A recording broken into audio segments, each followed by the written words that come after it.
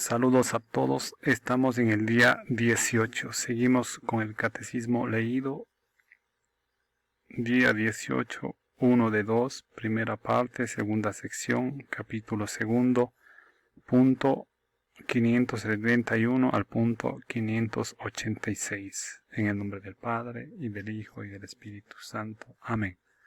Padre nuestro que está en el cielo, santificado sea su nombre. Venga a nosotros su reino, hágase su voluntad en la tierra como en el cielo. Denos hoy nuestro pan de cada día, perdone nuestras ofensas, como también nosotros perdonamos a los que nos ofenden. No nos deje caer en tentación, y líbranos del mal. Amén. Artículo 4. Jesucristo padeció bajo el poder de Poncio Pilato, fue crucificado, muerto y sepultado. Punto 571. El misterio pascual de la cruz y de la resurrección de Cristo está en el centro de la buena nueva que los apóstoles y la Iglesia, a continuación de ellos, deben anunciar al mundo. El designio salvador de Dios se ha cumplido de una vez por todas por la muerte redentora de su Hijo Jesucristo. Punto 572. La Iglesia permanece fiel a la interpretación de todas las Escrituras, dada por Jesús mismo, tanto antes como después de su Pascua. ¿No era necesario que Cristo padeciera eso y entrara así en su gloria? Los padecimientos de Jesús han tomado una forma histórica concreta por el hecho de haber sido reprobado por los ancianos, los sumos sacerdotes y los escribas, que lo entregaron a los gentiles para burlarse de él, azotarle y crucificarle. Punto 573. Por lo tanto, la fe puede escrutar las circunstancias de la muerte de Jesús que han sido transmitidas fielmente por los evangelios, iluminadas por otras fuentes históricas a fin de comprender mejor el sentido de la redención. Párrafo 1. Jesús e Israel. Punto 574. Desde los comienzos del ministerio público de Jesús, fariseos y partidarios de Herodes, junto con sacerdotes y escribas, se pusieron de acuerdo para perderle. Por algunas de sus obras, Jesús apareció a algunas malintencionados sospechosos de posesión diabólica. Se le acusa de blasfemo y de falso profetismo, crímenes religiosos que la ley castiga con pena de muerte por lapidación. Punto 575. Muchas de las obras y de las palabras de Jesús han sido, pues, un signo de contradicción para las autoridades religiosas de Jerusalén, aquellas a las que el Evangelio de San Juan denomina con frecuencia los judíos, más incluso que a la generalidad del pueblo de Dios. Ciertamente sus relaciones con los fariseos no fueron solamente polémicas, fueron unos fariseos los que le previnieron del peligro que corría. Jesús alaba a algunos de ellos como al escriba y come varias veces en casa de fariseos.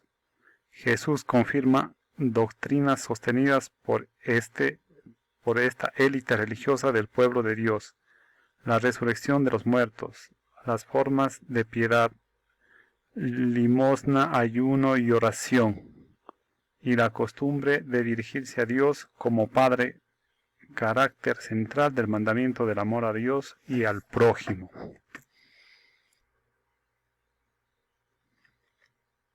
Punto 576. A los ojos de muchos en Israel, Jesús parece actuar contra las instituciones esenciales del pueblo elegido, contra la sumisión a la ley en la integridad de sus prescripciones escritas, y para los fariseos según la interpretación de la tradición oral, contra el carácter central del templo de Jerusalén como lugar santo donde Dios habita de una manera privilegiada. contra la fe en el Dios único, cuya gloria ningún hombre puede compartir. 1. Jesús y la ley. Punto 577. Al comienzo del Sermón de la Montaña, Jesús hace una advertencia solemne presentando la ley dada por Dios en el Sinaí con ocasión de la primera alianza, a la luz de la gracia de la nueva alianza. No penséis que he venido a abolir la ley y los profetas. No he venido a abolir, sino a dar cumplimiento. Si os lo aseguro, el cielo y la tierra pasarán antes que pase una i o un ápice de la ley, sin que todo se haya cumplido.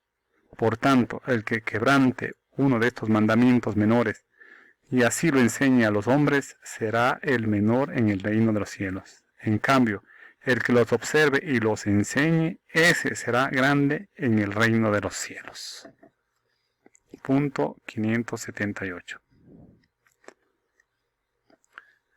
Jesús, el Mesías de Israel, por lo tanto, el más grande en el reino de los cielos, se debía sujetar a la ley, cumpliéndola en su totalidad, hasta en sus menores preceptos. Según sus propias palabras, incluso es el único en poderlo hacer perfectamente.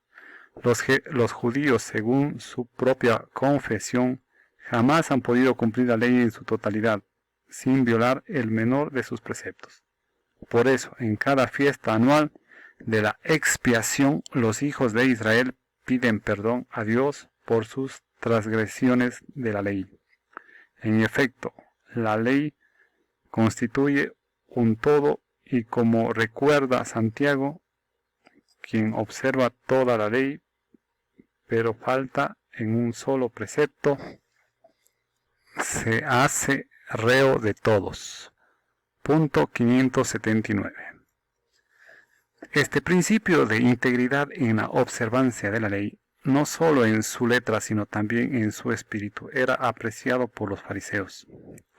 Al subrayarlo para Israel, muchos judíos del tiempo de Jesús fueron conducidos a un celo religioso extremo, el cual, si no quería convertirse en una casuística hipócrita, no podía más que preparar al pueblo a esa intervención inaudita de Dios, que será la ejecución perfecta de la ley por el único justo en lugar de todos los pecadores. Punto 580. El cumplimiento perfecto de la ley no podía ser sino obra del divino legislador, que nació sometido a la ley en la persona del Hijo. En Jesús, la ley ya no aparece grabada en tablas de piedra, sino en el fondo del corazón del siervo, quien por aportar fielmente el derecho se ha convertido en la alianza del pueblo. Jesús cumplió la ley hasta tomar sobre sí mismo la maldición de la ley, en la que habían incurrido los que no practican todos los preceptos de la ley, porque ha intervenido su muerte para remisión de las transgresiones de la primera alianza. Punto 581.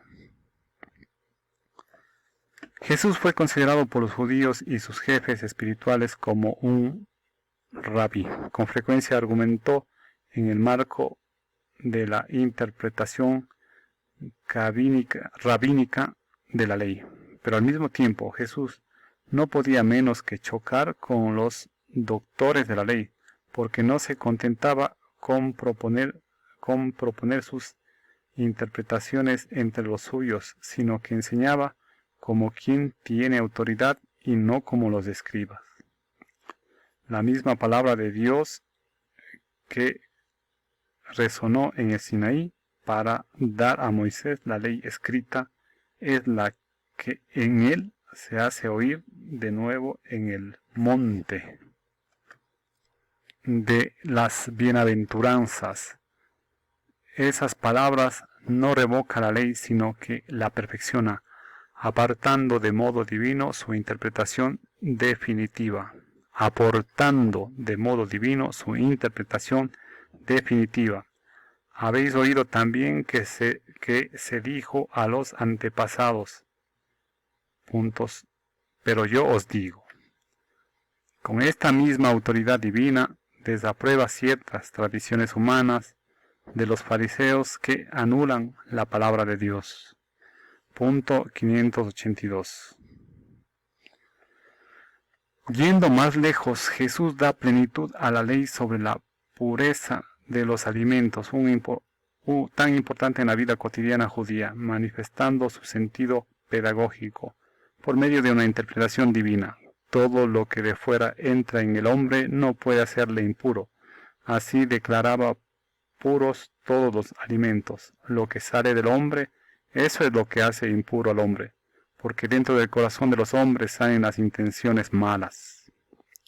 Jesús, al dar con autoridad divina la interpretación definitiva de la ley, se vio enfrentado a algunos doctores de la ley que no aceptaban su interpretación a pesar de estar garantizada por los signos divinos con que la acompañaban. Esto ocurre en particular respecto al problema del sábado. Jesús recuerda frecuentemente con argumentos rabínicos que el descanso del sábado no se quebranta por el siervo de Dios o al prójimo, no se quebranta por el servicio a Dios o al prójimo que realizan sus curaciones. 2. Jesús y el templo. Punto 583. Como los profetas anteriores a él, Jesús profesó el más profundo respeto al templo de Jerusalén. Fue presentado en él por José y María 40 días después de su nacimiento. A la edad de 12 años decidió quedarse en el templo para recordar a sus padres que se debía a los asuntos de su padre. Durante su vida oculta subió allí todos los años, al menos con ocasión de la Pascua. Su ministerio público estuvo jalonado por sus peregrinaciones a Jerusalén con motivo de las grandes fiestas judías. Punto 584. Jesús subió al templo como al lugar privilegiado para el encuentro con Dios. El templo era para él la casa de su Padre, una casa de oración, y se indignaba porque el atrio exterior se haya convertido en un mercado.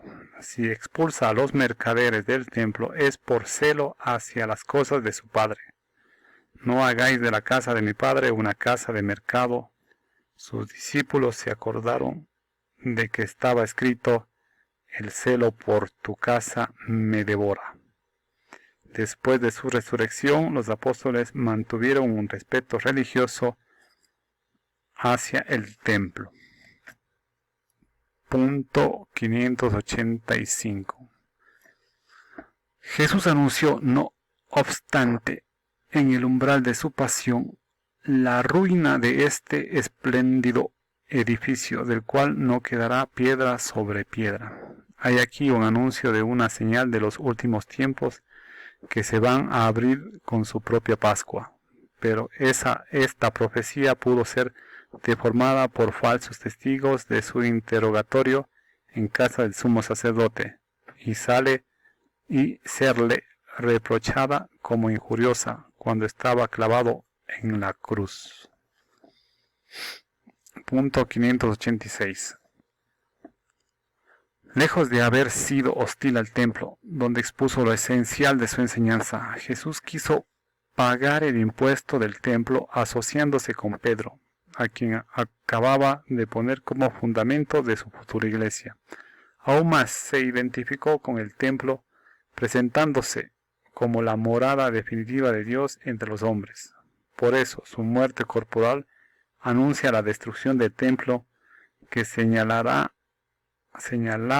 la entrada de una nueva edad de la historia de la salvación. Llega la hora en que ni en este monte ni en Jerusalén adoraréis al Padre.